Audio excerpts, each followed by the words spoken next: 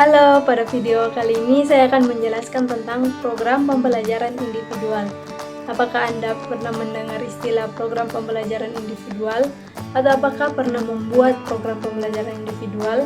Kalau belum, pada video kali ini saya akan menjelaskan tentang apa itu program pembelajaran individual dan hal-hal yang berkaitan dengan program pembelajaran individual. Silakan simak video berikut ini.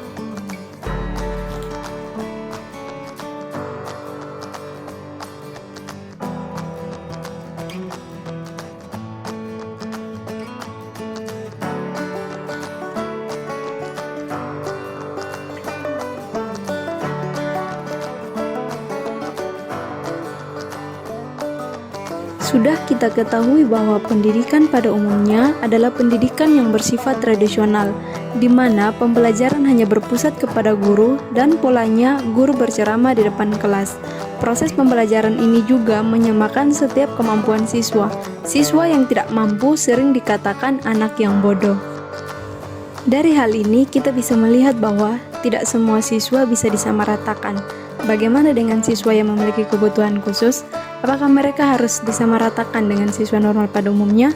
Setiap siswa diciptakan unik, seperti yang tertulis dalam kitab Mazmur 139 ayat 13 yang berkata, "Sebab Engkaulah yang membentuk buah pinggangku, menenun aku dalam kandungan ibuku."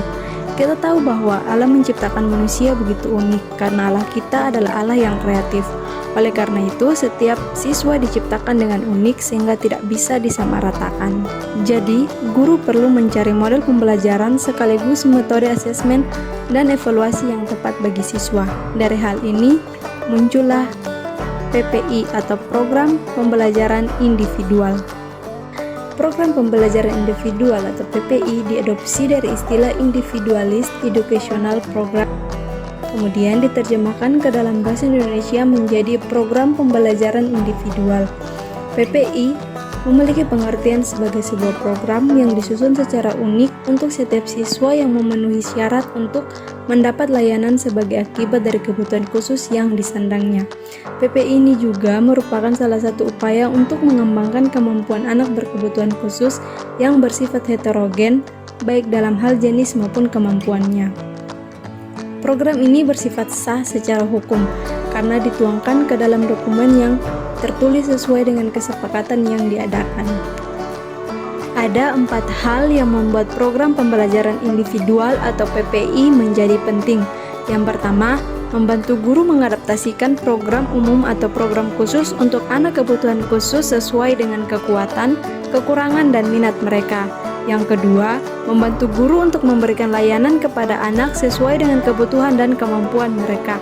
Yang ketiga, membantu memberikan bantuan berupa bimbingan yang fleksibel kepada anak dan orang tua. Dan yang terakhir, meningkatkan potensi untuk komunikasi antar atau dengan tim, khususnya keterlibatan orang tua, sehingga sering bertemu dan sering mendukung untuk keberhasilan ABK dalam pendidikan. Adapun prinsip dasar dari PPI. Yang pertama, PPI bertujuan menselaraskan antara kebutuhan siswa, tugas dan perkembangan belajar siswa dalam upaya mengembangkan potensi siswa secara optimal.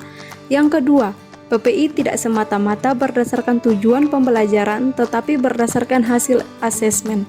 Yang ketiga, PPI tidak mengendalikan siswa, melainkan siswa yang mengendalikan PPI. Karena siswa yang akan belajar, maka kebutuhan, perkembangan, dan minat siswa menjadi orientasi dalam mempertimbangkan penyusunan program. Dalam merumuskan program pembelajaran individual, ada tim yang dibentuk. Tim tersebut terdiri dari orang tua siswa, terapis, guru kebutuhan khusus, guru umum, kepala sekolah, dokter atau perawat, dan siswanya sendiri. Rapat PPI bisa diadakan secara inisiatif dari tim yang tergabung.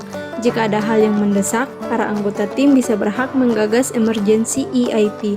Ketika mengadakan rapat, setiap anggota tim menandatangani daftar hadir yang dilampirkan dalam dokumen, serta masing-masing pihak mendapat salinan resmi yang distempel dan diparaf oleh penulis bagian tersebut dan dilegalisir. Ada beberapa tahap yang menjadi proses perumusan PPI. Yang pertama, asesmen. Tahap ini dilakukan untuk mendata kemampuan dan kebutuhan siswa. Hal ini dilakukan oleh semua orang yang terlibat dan tahap ini bisa melibatkan pemeriksaan fisik maupun tes psikologi. Ada beberapa hal yang perlu didokumentasikan, yaitu akademik, menolong diri sendiri, sensori dan motorik, serta perilaku. Yang kedua adalah merumuskan tujuan jangka panjang. Tim menentukan tujuan jangka panjang dengan rentang waktu 1 tahun akademik. Tujuan jangka panjang adalah pernyataan tentang apa yang akan dicapai pada akhir tahun. Istilah lain yang dapat digunakan adalah tujuan tahunan. Contohnya, dalam 1 tahun, anak mampu menjumlahkan dan mengurangkan angka dengan 2 digit. Yang ketiga adalah merumuskan tujuan jangka pendek. Pada tahap ini, tim membagi 1 tahun akademik menjadi beberapa batasan waktu yang lebih pendek. Batasan waktu yang dibagi bisa menjadi triwulan maupun caturwulan. Pembagian ini juga bisa berbeda untuk setiap aspek, bahkan mata pelajaran. Dalam tahap ini, tidak disarankan untuk memakai sistem semester karena perkembangan siswa akan terus dipantau. Yang berikut adalah menetapkan materi pembelajaran.